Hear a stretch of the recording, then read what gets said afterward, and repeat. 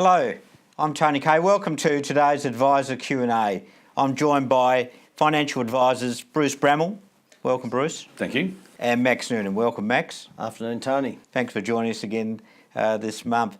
Now, today we're going to talk about what can be described as the other 1.6 million superannuation limit. Before I get to that, I'll just say to the listeners that today's Advisor Q&A is general advice only. If you are seeking specific financial advice, we recommend that you speak to a licensed financial advisor, such as Bruce and Max. So, gents, thanks for joining us again.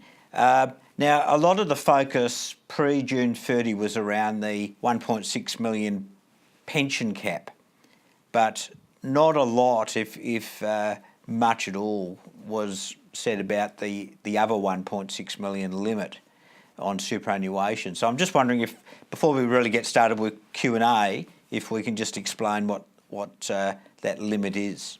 Yeah, it's interesting with the pension transfer balance cap. That effectively gets set in time with people when they start a pension or when they commute it. What is less been understood is this total superannuation balance is something that's calculated every year, and it has an effect not only on the amount of non-concessional contributions that can be made. It has an effect on the concessional carry forward rule where from I think it's 2019, if someone doesn't make their maximum 25,000 contribution, they can carry it forward to later years. It also has an effect on the spouse superannuation contribution offset, and there's one other. But the big thing about that needs to be understood is this other $1.6 million limit is being calculated, and it's called the total superannuation balance, and it's assessed every year at the 30th of June, and it's basically made up of an individual's total accumulation balances, total pension account balances, not their pension transfer balance cap. So you could have someone who has a pension transfer balance cap of 1.6 and their actual pension account's gone up to 2 million. Under this total superannuation balance, the 2 million is counted, just like the total value of their accumulation accounts.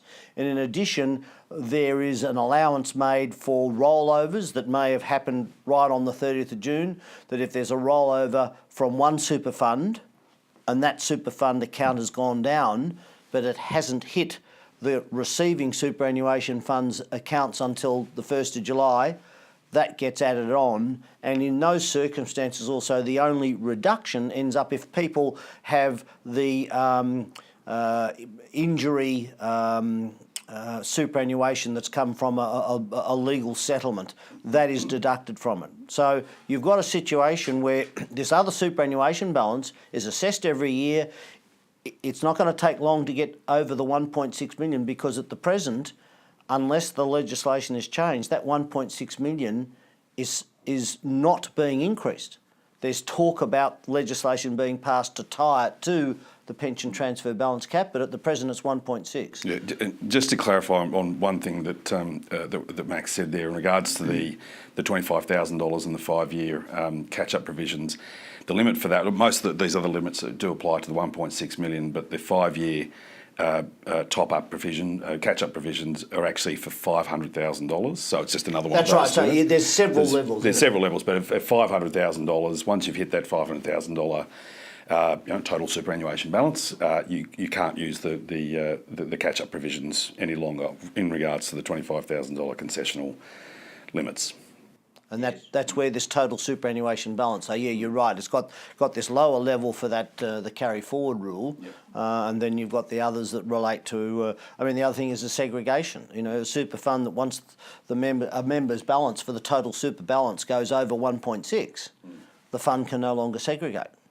That may, whether they've ended up being over their $1.6 million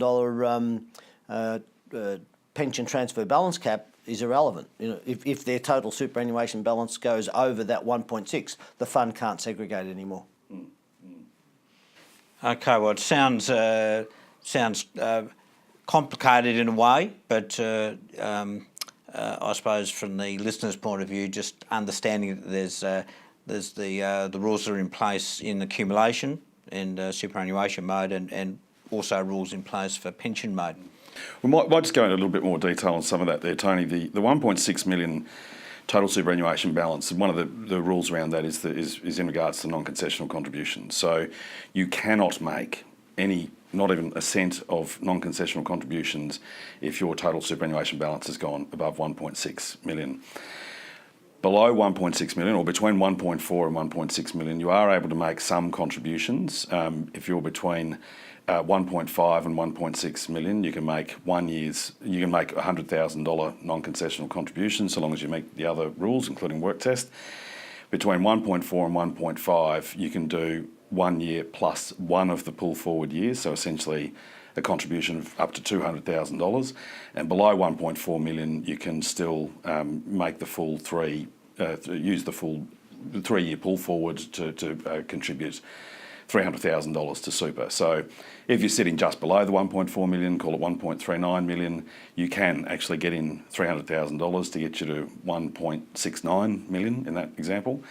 From anything from above 1.4 million is where this, and it's leading up to that 1.6 total superannuation balance. Another thing that we probably need to talk about briefly here, Max, is how the government, PSS and CSS style defined benefits super funds are counted, and they are counted at 16 times. So if you, that's in regards to the... That's the pension, and that's interesting. When I was talking about this, I can't remember exactly how those income streams are counted, whether they're totally ignored, which would be surprising, but I suspect, I don't know whether they have to be reassessed each year. So that's something, it might be a bit of a watch this space as to whether there is a multiple applied to a person's expected annual pension with a 16 times multiple that's also included. Although with the reading I've been doing, it didn't sort of come into that. It just talked about total accumulation balances and total pension balances plus those couple of adjustments. So maybe that isn't being taken into account. Don't know. All right. Well, plenty to talk about, and maybe we'll, if we have time, we'll come back and just talk a little bit more about how it all works. Do have some questions in which I'll go to on my computer now. Just in terms of questions, please feel free to send in questions live, and we'll aim to answer them today. We do have a few in already, so we'll go to those first, but please ask any questions that you have and we'll address them. All right, so I'll just get to this, but now the first question is around actually income tax and capital gains tax. Not directly related to what we're talking about today, but the question reads, it's a long one. I would like to understand how income tax and capital gains tax are worked out for a self-managed super fund with, say, 2 million of assets, 1.6 million of CBA shares in pension phase, 400,000 of Santos shares in accumulation phase. If the CBA shares had dividend income of 80,000 and the Santos shares zero income, would you think the income is all tax-free as it's in pension phase?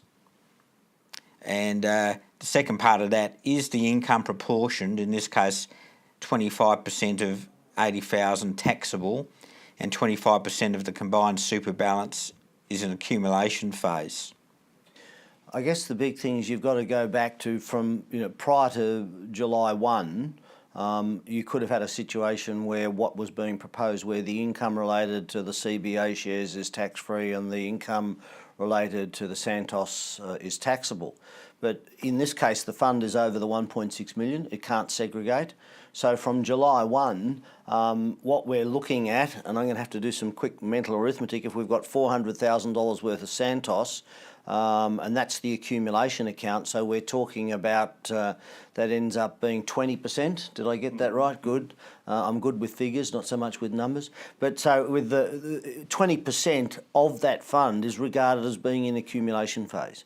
So therefore, the total income of that fund, 20% will be taxable, and 80% will be tax-free related to the pensions. If there's a capital gain made, let's say, for instance, the CBA shares were sold, 20% of that capital gain would be assessable to the accumulation account. Doesn't matter what anyone's done in the past by saying this is accumulation and this is pension. After July 1, without segregation, that's the situation. This is why it's vitally important, maybe in that situation, rather than having put the Santos across to the accumulation account, if there's a higher likelihood that the CBA shares have a lot of pent-up capital gain sitting there, the member would be a lot better to say, okay, I'm going to have the Santos shares in pension phase, and I'm going to have $1.2 million worth of CBA shares sitting in the pension phase, and then pick those CBA shares that have the highest, largest unrealised capital gain. Because that way, in doing that, you're protecting. If you don't, because going forward after the 1st of July, 20% of any assessable gain is going to be attributed to the accumulation account. So just to clarify what you were saying there, Max, so when you said that you could have the CBA shares with the highest capital gain separated, so you can basically sort of split them up. Well, it's this applying for the capital gains tax relief as a result of the new super system. You can pick the assets. I had previously thought if you had CBA shares, you had to regard them as a chunk.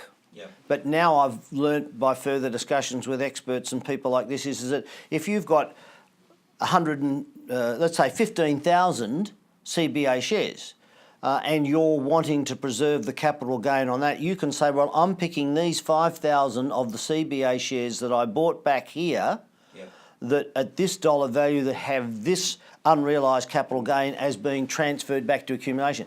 It's a bit of almost a rearranging the deck chairs on the Titanic. Thankfully, the super fund will still float. But in this case, once that decision's made, all it's doing is preserving the capital gain there. After that, each year, whether those shares are sold, at least with those shares that were put back into accumulation, the only capital gains tax that would be payable, being that 20% of the value of the capital gain, will relate to the capital gain that's accumulated after that increase in value from that 30th of June 2017.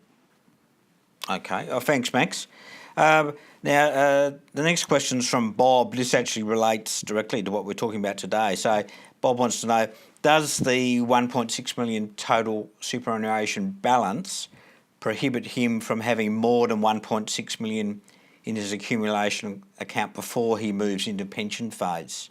Well, no, because the restriction on the 1.6 million transfer balance cap is that you can, you may well still be able to build up, as an example I showed in a recent column, potentially getting a $9 million super fund. The 1.6 million is what you can transfer to super. The remainder can stay in accumulation super for forever. Potentially, it's probably, depending on your situation, it's probably the one you want to draw on rather than on the pension fund itself. But you can certainly have more than 1.6 million in super. The 1.6 million transfer balance cap is the restriction there. And then if you have total super of more than 1.6 million, then obviously there are restrictions on being able to put further non-concessionals in. But even if you get to the point where you're at a 1.6 million total super balance, there's still only the normal restrictions of meeting the work test in being able to get in concessional contributions. So if you were fortunate enough to hit 1.6 million at age 40, for example, you'd still have another 25 years of being able to contribute $25,000 a year to that fund. and then after that, potentially, if you've continued to meet the work test after that. Okay. Oh, thanks, Bruce. Thanks for clarifying that. The next question is from Mary. There's a couple of acronyms in here I might need a bit of help with, but my wife and I have a super fund with each of our accounts in pension mode. I also have a DFRDB, which I presume is a defined benefit. Is it defined DF? RDB. Defined benefit R. I don't know. No. Sorry. But Yeah, was I'm it not defined familiar. benefit? Defence Force Or Defence Oh, Force? that's what it is. Defence Force retirement. benefit, defined benefit fund, maybe. Yeah, Sorry. Defence Force, I would say, Yeah. and a PSS, defined benefit scheme, so public service. Yes. Yeah. I've been provided with the transfer balance credit for both pensions. Am I correct in assuming that when calculating whether I've breached the 1.6 million limit, the balance of my wife's account in the SMSF is not included in this calculation? All the calculations are on an individual basis. So both husband and wife in this example have their own $1.6 million for a transfer balance cap. And in that case, I assume we're talking that the husband has the Defence Force and the PSS account, and may have some money in the superannuation, in the self-managed superannuation fund. That's fine. Those three, his individual accounts, count towards his 1.6 million. His wife's 1.6 million is counted only from her balance. The fact that the money, a lot of people get this misunderstood, but a self-managed super fund with two members and $500,000 in there isn't $500,000. There are still two accounts that make up that $500,000. It might be the husband's share is $200,000, the wife's share is $300,000, whatever it is. But it's not. They're two separate accounts that add up to this one self-managed super fund account. But it's only your individual super accounts and super accounts that are in your name that count towards your $1.6 million transfer balance cap. Yeah. And in simple terms for this person, if those defined benefit pensions are more than $100,000 a year, he's blown out of the water because it's $100,000 gets you the 1.6. So anything below that, which results in him not using the 1.6, can stay in the pension phase, and the balance can go back to accumulation. So it's as you said, it's a common misconception or misnomer that people think, well, we've got this self-managed super fund, I've got a husband and wife, and it's ours. The 1.6 million, I've got $5 million balance, and my wife has 100,000. I'll just take and put it across. Unfortunately, no. Self-managed super funds accounts are no different than if you're with an industry fund or a commercial fund. Your balance is your balance. Just because you've got it in a self-managed super fund, it's just the vehicle. It doesn't change anything else. Yes. Good. Thanks for that. Now, the next question is says, I want to get details of special arrangements in a self-managed super fund to be able to purchase a real estate property worth more than 1.6 million. Now, are you aware of any special arrangements? Well, special arrangements ends up being speaking to a very good advisor on that. That's the first step. It depends. See, if we've got $10,000 in the self-managed super fund, I think even going for a limited recourse borrowing, I think you're stretching things. It'll all come down to the interplay between what is the value, the total value of the funds in the super fund. And if it's $3 million, great, we can pay cash for it. If it's $800,000, well, we've got to go out and see if we can source some finance. Yeah. The other interesting thing could be if it's a business real property that's going to be transferred from the members into the property, there could be ways of getting it in where it can be treated as a small business tax concession. It's not a simple question. In fact, the answer of working out getting a $1.6 million commercial property into a super fund is very complicated. There's a lot of things that have to be considered. I think the question also seemed to be asking about the structuring. What was the start of that question again? The question started saying, get details of special arrangements in the self-managed super fund. Okay, well, it's possible here, and if we've got this wrong, please let us know, that what you're talking about is purchasing a property and what special arrangements can there be. If you're buying a property and you have the cash to buy it, there's no special arrangements required, you're just buying the property in the name of the super fund. If you are going to borrow money to buy that, if you need to borrow money in order to buy the property, or you want to borrow money, then the structure is, there is an important structure in place. You need the self-managed super fund. You don't have to have a corporate trustee in place, but the fact is that banks won't lend to self-managed super funds that don't have a corporate trustee in place. So if you have individuals, you'll need to update that from individuals to corporate trustee generally. And if you're buying that investment property geared, it needs to be bought inside what we generally know as a bare trust. And that bare trust will also need, on the bank's requirements generally to make the loan, the bare trust will also need to have its own corporate trustee. So instead of having just the one self-managed super fund with a couple of individual trustees, there ends up becoming, for a geared limited recourse borrowing arrangement property, LRBA, there ends up being 4 entities, the self-managed super fund and the corporate trustee, and the bare trust which holds the property and the corporate trustee for the bare trust. I have a feeling that might have been what they were asking about. It's interesting. I just had a recent problem arise with a self-managed super fund client where a surgery was owned in the self-managed super fund, and there was another property which was a rental property, and it was one of the first limited recourse borrowing funds I'd seen come along. And it was interesting because you had individual trustees of the super fund, and the banks at that point in time said, yes, we'll allow you to be the individual trustees of the bare trust.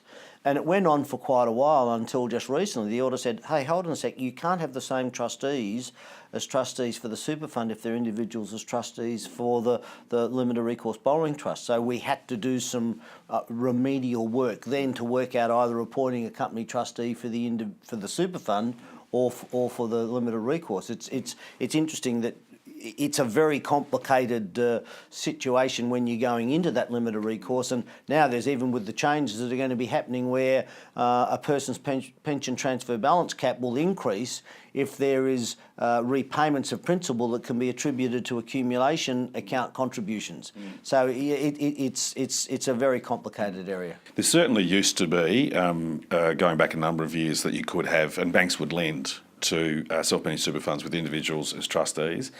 The arrangements of those that I can remember, which is going back 6, 7, 8 years, were that the bank would generally lend less money to individuals as trustees. I remember it was St George Bank, so it was Westpac Bank of Melbourne. They'd lend 80% for residential property to a corporate trustee for the super fund, but if you went as individuals, they restricted that to 72%. For what reason? Because they could. Because they could. But I'm not aware of any banks any longer who will lend where there isn't a corporate trustee in place for the super fund and for the bare trust.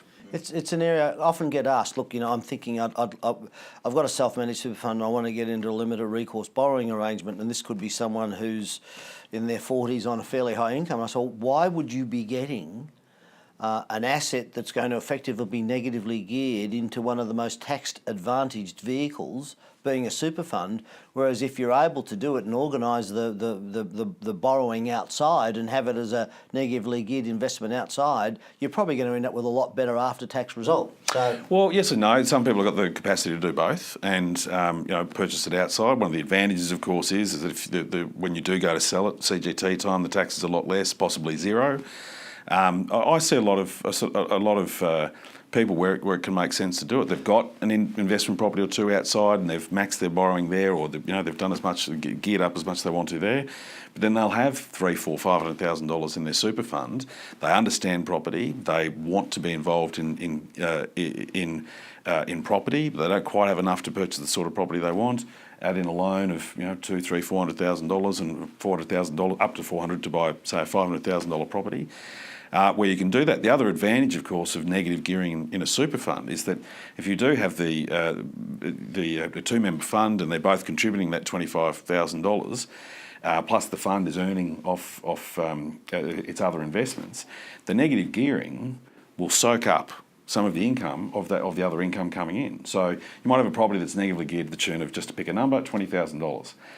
That negative gearing of $20,000 will reduce the income on other parts of the fund. So if the two adults were putting in their $25,000 a year, that's $50,000. Forget any other income the fund might be earning. But that $50,000 essentially gets reduced to $30,000. You only pay income tax on contributions of effectively $30,000 in that case. So negative gearing has a it's not. I love property as an investment, and we talk to a lot of clients about it, and it's not right for everybody by any stretch. But for those people who understand property as an investment, as in they've held it outside, LRBAs inside a self-managed super fund can make sense. It can scare a lot of people. They don't want to do it, and that's there. But for some people who understand it and have had that experience, then it can be something that can be raised. But the negative gearing does have I guess the point I was making is that it's not the be all and end all. And unfortunately, what I have found we can blame the future of financial advice, because when commissions were banned for the sale of investment products, it cut out a class of advisor that was more interested in making the commissions than giving the advice.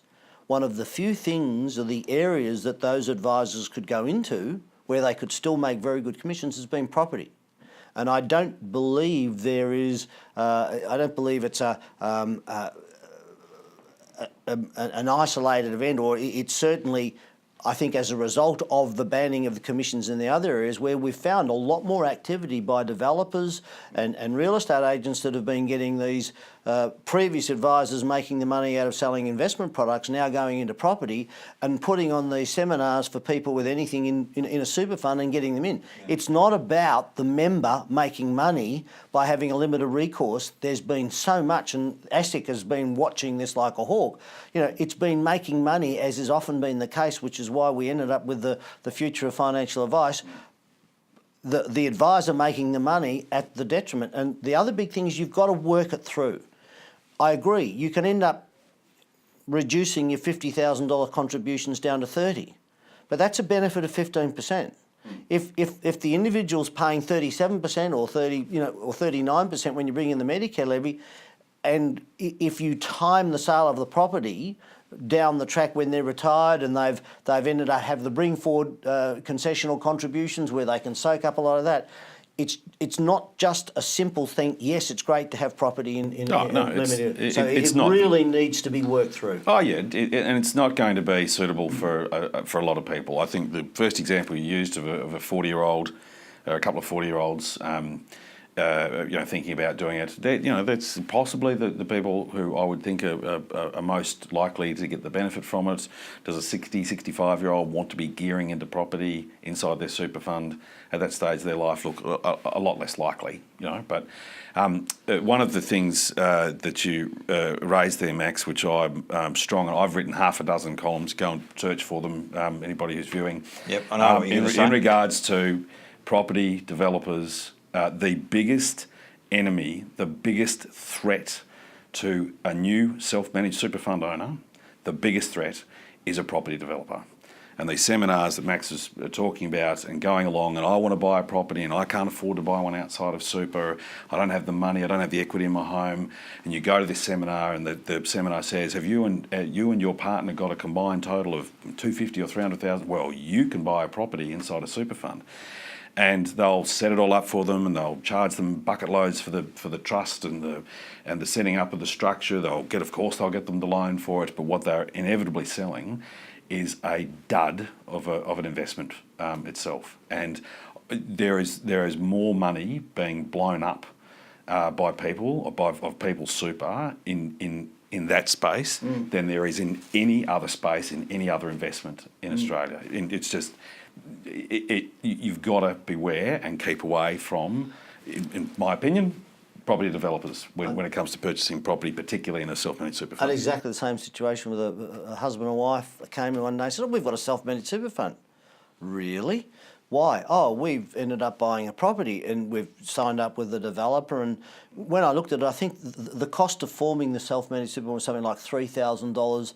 Where when we're setting them up with a corporate trustee, it's well under that. And when you looked at all of the costs through the chain, they're all inflated costs. And thankfully, we were able to say, look, this is not really good. And they were able to thankfully sell on their contract to someone else who wanted it. So we're now in the process of winding up that self-managed super fund. We got it in time before it started becoming the gravy train for the people all through that. So yeah, it's a real trap. Yeah, and we don't want to keep going on, although this is obviously a topic for another Q&A. We could do it just on property, but the other issue is if it's a 1.6 million property, it's a lumpy asset, big chunk of money. And well, if it's a two-member fund and there's two members that have got a larger balance, so if it's a commercial fund, a commercial property, I can understand how it can make the sense and won't have problems. Where if you can be getting into a commercial property and you're getting a 7 or 8% return, it makes no sense at all when you have a residential property where most of the gross returns on residential property are at 3 to 4%, and after you take off the costs, it brings it down a lot more. If you've got a residential property as the big lumpy asset in your self-managed super fund, or several of them, and you even have a minimum drawdown of 4%, you can't be going and taking pieces of tin off the roof to end up making sure you meet your minimum payment. And that's another area where, people can get into trouble where, oh, gee, I've got to take the minimum, oh, damn, I've got to sell the property, and suddenly when they have to sell, they're going to make a loss. All right, let's move on. The next question is regarding inheritance tax. I have $1.5 million in a fund, with 90% being taxable. My financial advisor has suggested establishing a second SMSF, and over the next 15 years, withdrawing the money from the first fund and contributing it into the second, reducing the inheritance tax to zero. This strategy would have cost approximately $15,000 to $20,000 over that period, but would save approximately $225,000 in tax liability. It's called a get-rich-quick scheme, I think, for the financial advisor. We're talking about recontribution. Yeah, that's a recontribution strategy. You don't need a second fund. And I don't, for the person to be able to take the money out, they have to have met a condition of release. To met a condition of release, they must have ended up being retired. I can't see how they can do it over 15 years, because if you're retired, the youngest you can be is 55. There are now people that don't have is 57, depending on when they were born. Getting to 57. And so therefore there isn't 15 years left. Unless they make a work test after. You can't transfer from one super fund, roll over from one super fund to another and suddenly rechristen it from taxable to tax-free. You've got to pull it out, pay the tax and put it back. The idea is you pull it out. The only time, if you're under 60, here's the other problem. If you're under 60, you can only get 195, is it now, out as a lump sum tax-free? It's just gone to 200, but it's 195 or 200. So therefore, at the most, a person who's under 60 who's met a condition of release can have two lots of 100,000 go out, or one lot of 200,000 and go in as a recontribution. Let's say they're 60 and they've met a condition of release, they've changed jobs, retired, something like that. So they're 60 years old, and you're talking about a recontribution strategy. They can pull out, but they can still only contribute $100,000 per year using the pull forward rule. Once they get to 65, they have to meet a work test. They have to meet the work test each and every year after that in order to make the 100,000. If they pull the 100 out, they've got to meet the work test in order to get it back in. So I'm with Max. I don't quite understand how. I think the maximum you can do is about 800,000. If you turn 60 and you're retired, you can get 300,000 in the year 60. So that takes you to 60, 61, 62. If you contributed another 100,000, 63, 64, in your 65th year, as long as you're not over the 1.6, you can put in another 300,000. So that's 800,000 is the maximum you could probably do the rechristening. Well, if you're meeting the work test after that, but it's not. You're right. The limit is there. I don't. The savings that I think we've sort of made a made our point clear on that one, Max. The savings that he's talking about in reducing, in turning it over from being taxable to tax-free, yes, there are considerable savings to be made there, and the higher your tax-free balance, the better in retirement. But it's not sounding like it's going to work the way that, or that he's misunderstood the advice that his advisors. I don't know if he's been quoted that sort of a fee. What I've seen too often, there are advisors out there that look and say, "Here's what I think is I can get a tax advantage," right? And they're saying, "We're going to be able to do it with $1 million. We're going to save your kids $170,000 in tax." And then they say, to save $170,000 of tax, if you do this, and my fee's going to be $15,000. And people say, oh, that's not bad. But when you look at the actual work that's involved in putting together the strategy, there isn't a lot of work involved. And to come up with, what did the question say, how much in fees over the next 15 years? Well, 15 to 20,000.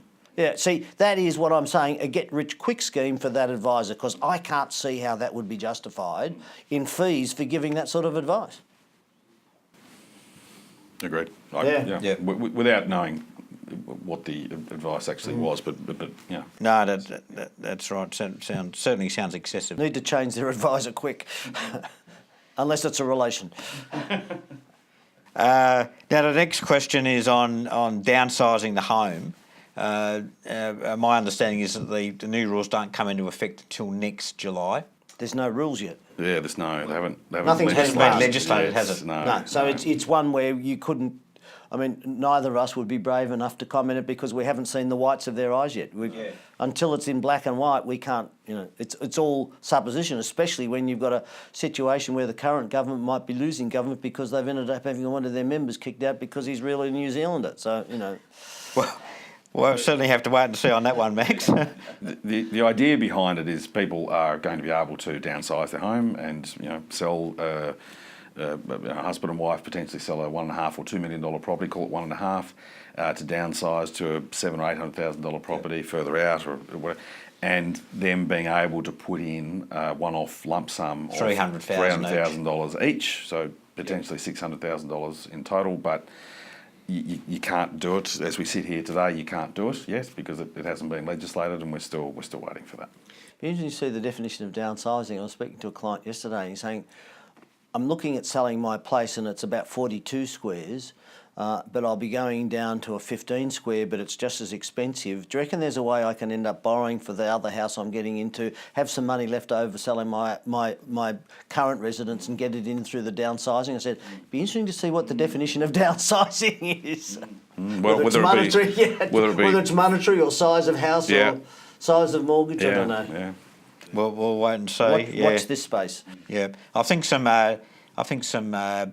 correspondence came out fairly recently on downsizing, but it's still in that process. Be all lies and conjecture if it's come out until it's black and white. Yeah.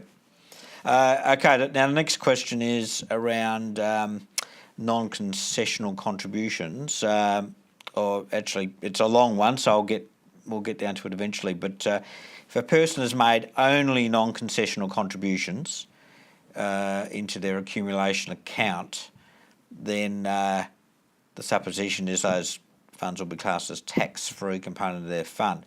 Consequently, for account-based pension purposes in the future, the pension will be tax-free even if the retiree is between 55 to 59. That must be under a transition to retirement.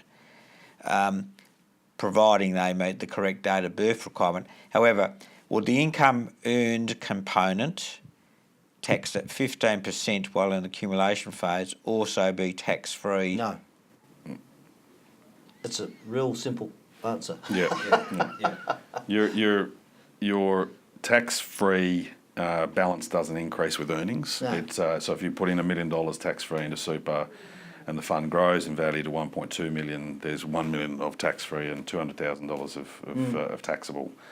Which I think answers that question. Yeah, it's because while in accumulation, the tax-free component is done as a dollar value. Whatever you've put in as tax-free is the dollar value. When you get into pension phase, it's a percentage, and then income and the capital get combined. So. you will always end up in accumulation phase, even if you're putting in those 100% of non-concessional contributions. And no. If it's going into a cheque account and not earning interest, you'll end up with a pension account at the end that's 100%. Who has a cheque account? Or you have a cash management account with a chequebook Yes. that pays no interest. I don't write too many cheques those days. Now, we have a question. This one is, if I transfer a lump sum into my self-managed super fund from a UK pension fund, will I only be able to contribute $25,000 on a concessional basis, with the balance being qualified as a non-concessional contribution of which I'm liable to pay tax at my marginal rate? It's above my pay grade, Bruce. That one's for you. Look, you're going to need to seek proper advice in regards to that. But when you're bringing money back from England, there is what's known as QROPS, which is you can only transfer in Australia to a QROPS fund. Generally, any money you're bringing back from Britain. The reason for this arrangement is that you can move your super, but the accepting fund in Australia needs to report back to the British Treasury, to the British Tax Office, for 5 years after the money was received. So it's not every fund that you can bring it back. You can repatriate the money back to Australia and get it into super. There needs to be that reporting back to the British Tax Office.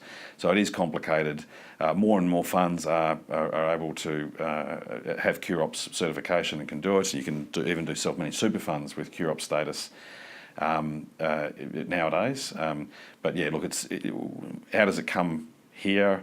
As it's something you need to sit down with an advisor and go through and find out. I must admit, it's not having had come across it. It's one of those areas I haven't looked at, and it'd be really interesting to work through as to, for Australian superannuation income tax purposes, it's not going to be taxable, it's not tax-free. I'd be interested to know what it ends up being, unless it's cast as non-concessional. It's clearly not taxable because there's no tax deduction. It's a rollover, but what's its components? It's a minefield on that one. And if you had a self-managed super fund, the cost of probably having that self-managed super fund become a QROPS authorised or approved fund could be that could be quite considerable, and in that case it might be worthwhile considering having an industry or something like this where the money gets rolled over to, and then you'd roll out of that into the super fund. Let the industry fund work out the ramifications of what the componentry is, and then go from there. But no, it's a thankfully I haven't had to get a headache too often about that. That's good to hear, Max. Yes. Now, I would invite those listening to ask more questions, but perhaps as we get closer to the end, we might just sort of recap on our topic today around the 1.6 million total superannuation balance, and just exactly how that works for those in accumulation phase and those in pension phase, just for the benefit of the listeners. So feel free to jump in. Well, recounting it's back to the total superannuation balance is assessed every year at the 30th of June on the value of each of the super accounts, which are all superannuation accounts an individual holds. So that's total accumulation and total pension. So therefore, that's the first calculation. What we don't know is what the situation is from a point of view of the if someone's on a defined benefit. So from a point of view of going on from there, excuse me, that calculation, for most people that'll be the end of it, because they won't have the personal injury components and stuff like that. So. I've just got an addendum to that question on the UK pension fund. Our listener says, it is taxable but not twice, double taxation between UK and Australia. QROPS registration isn't that onerous, it's just complex. Yeah, correct. Yeah, it's not. The reporting back to Britain is not so that the money can be taxed again. It's taxed here. Yeah. The money's been transferred and it's taxed under Australian conditions.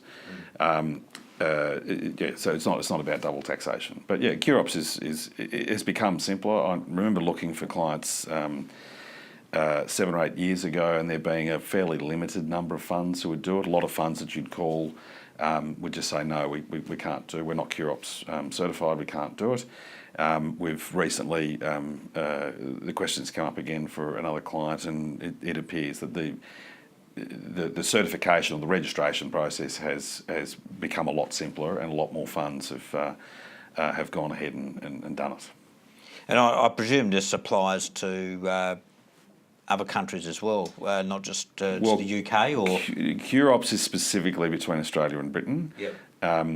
As to other funds, we've it's far more complex arrangement, but they don't have. No, it's not as streamlined as the Australia-British relationship is when it comes to their pension funds and our super funds. In most cases, in other countries, a lot of them tend to be the state-based type things, and you can have people getting pensions from the Dutch government or the French government or things like this, and that's just an income situation that's taxable. So, but going back to the total superannuation balance, if there's ever been anything that is a great impetus for people consolidating their super, is this total superannuation balance. Because if someone's got several balances all over the place, especially if they're getting older and it can have all sorts of effect, it's important, more than almost just saving on administration fees, to try and make sure you have got as few superannuation funds as possible, so that the ability that you can, during the year, work out what you can and can't do, that you'll end up being able to work out where you're fitting within either the 500,000 balance or the other one. Okay, well, thanks very much, gents. Before we go, I just wanted to talk about some upcoming webcasts that we've got coming next week. So on Monday, I'm going to be talking with Cameron Cusher from CoreLogic and Nerida Conisbee from REA Group about the outlook for the Australian property market. So that should be quite interesting. Tune into that one at 1 o'clock on Monday. And on Tuesday, my colleague Mitchell Snedden will be talking about getting the investment ball rolling. So really, for those who don't quite know sort of where to start things going, tune into that one, and Mitch will run through some strategies around investments and getting things moving. Thanks very much, gentlemen, for joining us again on Q&A today. Pleasure. Thanks, as always. Tony. It's been a pleasure, and I reckon that property question really hit a nerve. We've got to get back to that one on next time, I think. Well, it covers off on all sorts of things, whether it be that one of the common questions is, look, we've got our house, we can subdivide it. What's the best way of being able to make the money without having to either pay capital gains tax? And the other big thing to worry about is GST. So yes, it's a big topic. Yeah. And there's also things like investing in consortiums and the like as well. You mean like the unlisted property trust? Unlisted property trust. That's a favourite topic of mine. I think one of the biggest problems with the financial planning industry has been, and it's a hobby horse of mine, is that the financial planning industry has classed as property investment listed property trusts. And to me, listed property trusts have always been a subset of the All Ordinaries, because then, a property's value, if you're in a property investment, it should be dictated to by the value of the property. A listed property trust share the value is dictated by market sentiment. As we've seen before the GFC and all the rest of it, they go up and down, and so in the end, to me, the unlisted direct property market is a great way to get into the property without having to go the full value and going for limited recourse. Yep. Topic for another day. Definitely. All right, gentlemen, thanks for joining us again. Thanks, Dave. Thanks, listeners, for tuning in. We'll see you again next time on Advisor Q&A.